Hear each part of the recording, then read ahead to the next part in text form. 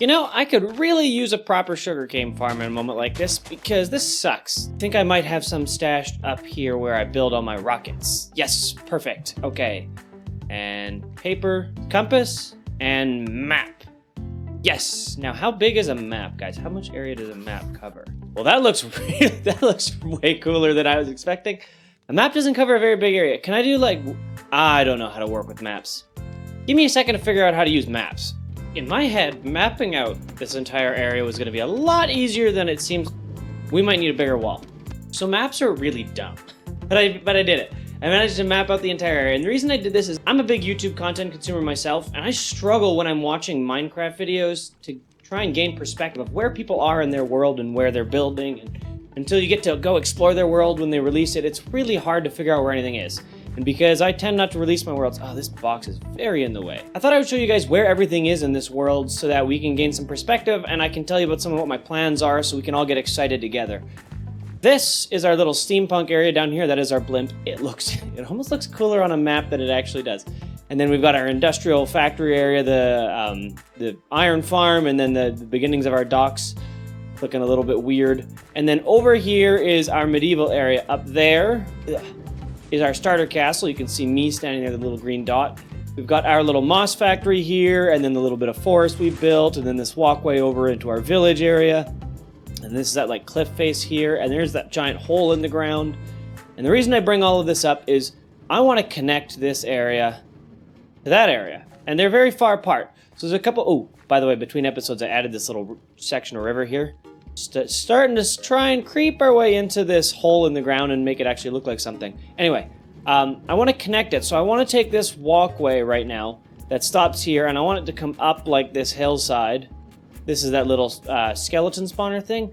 Past that graveyard area, and then work its way down the terrain, and then along the riverside, and then maybe down south here. Something like that. I mean, we've got this giant area in the middle here. Eventually I want it to be filled with stuff, right? I started sort of way up in the top left corner and way over in the bottom right corner. And I want this to be like a steampunk area and then work our way over into medieval stuff. But the big thing we're looking at here today is this area up here. I know I just said, we're going to eventually fill all of this up, but we're not touching it.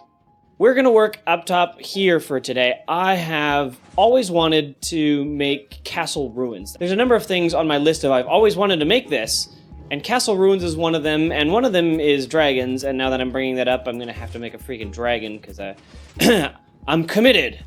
But I would like to build a cool set of castle ruins here. I've started working on the design. It's going to be our first mega build. And I also want to include a dragon and let the dragon be the cause of the ruins, so we'll make the castle look almost burnt or it's been scored with flame, and so there will be no flammable blocks left, no wood. It's just going to be stone in different colors, and I think it's going to look really cool. Well, let's head over there really quick. And on the way over there, I think I'm going to make a pathway. Building my path from point A to point B did not take as long as I expected. It didn't even really wear out my shovel. That's our skeleton spawner, and this is where the castle ruins are going. And like any good build, I made sure the area was totally flat with no interesting terrain before I started. Normally a horrible idea, but actually kind of a necessity when you're building really big. I did do a little bit of the terrain work. I got the underlying structure for the castle ruins started just because it was a little boring to watch that get built. But let's get started on these ruins. And guys, I'm really excited about these ruins. I think they're going to look better than any castle looked before it got destroyed, which is too bad for the people who lived in it. Let's get started.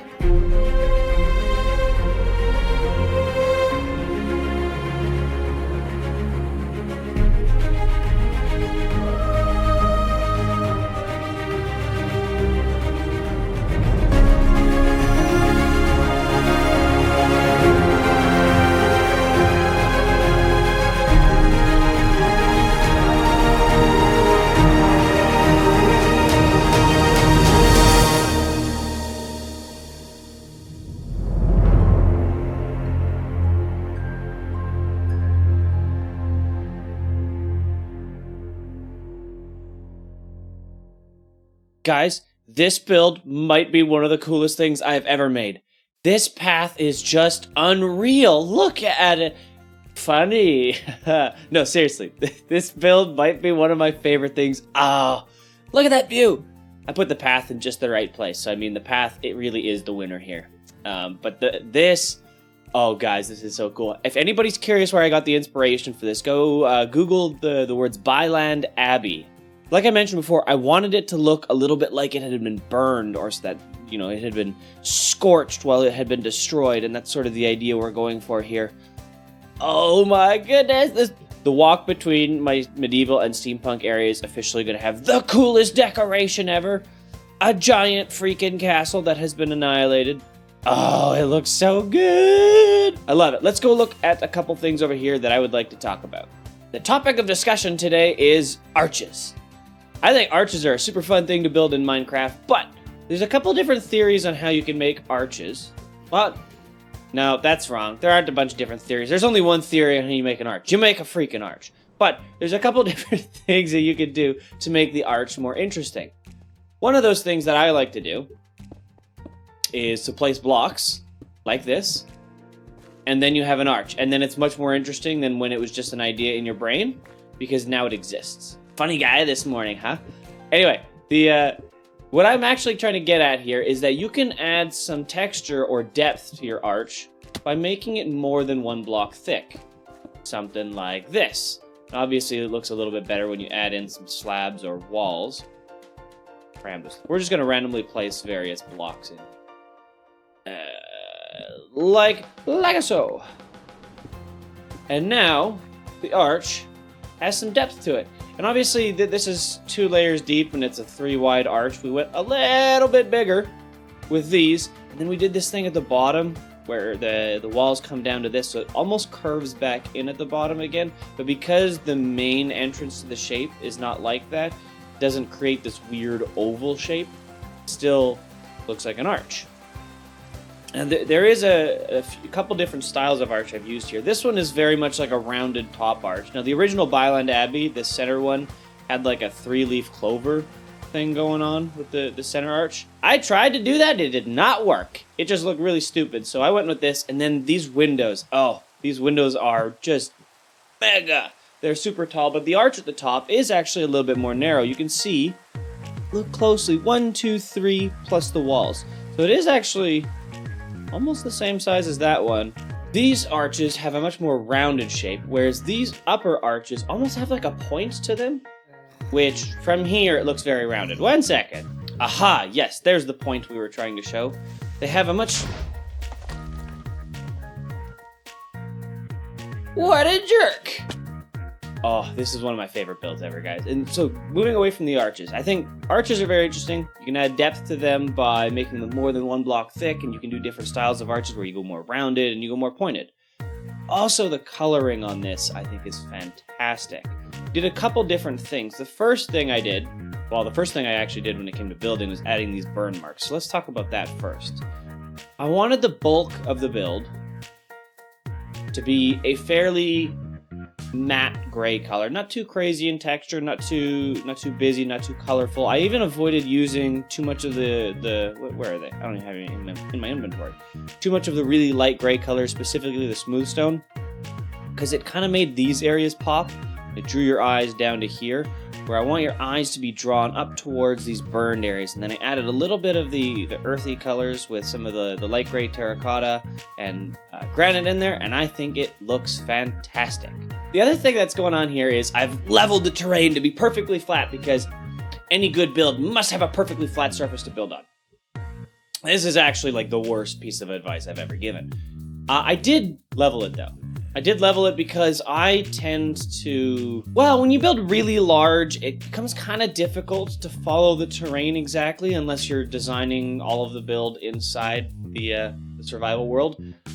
Which I always seem to find myself starting my builds in creative, in a super flat world, because nothing is interfering with my build inspiration. When I'm looking at the terrain, it's almost like it's overwhelming to come up with something big or a shape to put on it. So I find myself more productive when I start in a super flat world, and then partway through the design process, I switch over to the actual survival world, or not the survival world, the seed that I'm going to be building it in. And then I continue designing it there. It just helps me get focused. I don't know what it is. I don't know why, but when I try and design something in a survival world to start with, I find it very difficult to focus. come up with ideas, and not get totally distracted by fixing the terrain. So I always start my stuff in super flat. Speaking of which, I want to show you guys what it looks like before I add any of the coloring to the build, because I think sometimes people think that texturing and going crazy with block colors is the most important thing to making a build look interesting. I think that that's not true at all. I think the most important thing is if your build looks good monochrome or the opposite of monochrome with a whole bunch of colors of wool, then it's probably going to look good when you color it too. And if it doesn't look good when it's monochrome, then it's probably not going to look great just because you add some color to it. So let's hop over to that creative world. I have two different test worlds that I build in. This one here, which is, well, the one that's super flat and filled with wool, and a second version of my world seed in creative mode so I can take some of these things and work on them in the actual seed. So this is what it looked like monochrome. And I hope this gives you some idea of what I mean when I say it needed to look good before I added any color. The areas I think that actually look the worst without color are these damaged areas. They look very fake. They don't look real without the color. The color and the texture, especially with the cobblestone and whatnot, helps bring the realism. And I did change the shape quite a bit. I added a lot more of these like bricks sort of sticking out and almost slabs pointing out, and I did the same thing over here.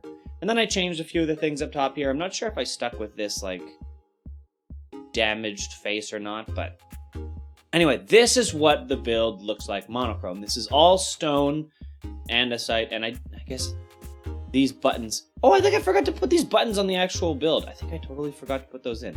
I better go put the buttons in. Those are the only real pop of color right now. The rest of it is totally stone, and I hope you guys agree with me that it looks good before adding any color. And I think that that's something important to keep in mind when you're building, and it's one way to do your designs is to just remove that from your train of thought. You may even simplify it further. Come into a super flat world like I do, and just build with a single block first, and then add your color, because it's really mentally overwhelming to try and build something. Well, I think this is pretty beautiful, so I'm just going to go ahead and say it. It's really mentally overwhelming to try and make something super beautiful all in one big step. So finding a way to break it down and simplify it for yourself is definitely a good approach. For me, super flat, no color.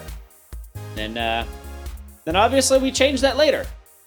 One last little thing I want to talk about before I just wander around the outside of this build and admire my own work is the idea of forced perspective. When you build something very large, sometimes certain features like towers can stand out too much, or when you want to create the illusion of extreme height. I made the tower up top there. It's actually really skinny. I used some walls to make it look almost like it's a bigger circle than it is. But by making it so small and narrow, it kind of creates the illusion that you're looking miles into the air when it's actually just a really skinny little tower. It is very tall. Let's be clear. It's not like this is a small build by any stretch. It is still like 100 blocks tall almost. We're standing up here. We are at 163. All the wrong buttons. And when we're on the dang it! That was funny. I did not see that coming. I thought for sure it was going to be a perfectly executed flight down to the ground. Not even kind of. This path really is a winner. It's such a beautiful path.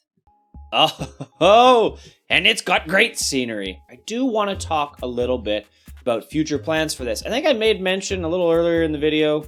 Something about a dragon? Maybe I made mention of something about a dragon. I do want to add a dragon to this, and I'm terrified. I'm terrified and intimidated and scared to attempt to build a dragon. I built this thing giant so that I could build a large dragon, because I think a dragon on a small scale is not really going to look like a dragon. It's going to look like a weird clump of blocks. So I'm trying to give myself some scale to work with when I try to build the dragon, which may or may not happen for a long time because I'm wildly intimidated. But I also, with this being inspired by Byland Abbey, I didn't want to just recreate Byland Abbey in this world. So I have totally ventured out on my own, building my own design elements. I'm going to put a really cool design element here, and we talked a little bit about arches there. I'm going to really make that a focus of this build, because when it came to ruins and whatnot, that when I was looking for inspiration in real-world ruins, when they had lots of arches, boy did they look cool. So I'm going to be adding tons of arches, so we're going to put a nice big feature here, probably like a throne room or something like that. And then behind that, you'll be able to see it from this view where that tree is all foggy, ideally left there first in perspective. We're going to have some like interior arches that would have been supporting the main building structure. We're going to have those run along this way. So we'll sort of have 1, 2, 3 bits of perspective and then this big hole in the wall here. I realize in this episode I've only built one thing so far, but it's kind of big and it was kind of a lot of effort designing it. So I hope you guys enjoyed it. I hope you guys are excited for what we're going to do next. I'm really enjoying this build. I've been spending a ton of time in my design world, prepping it and trying to get the design ready to be built here in survival. Let me know what you guys think of the build. Until next time, I'll see you guys later.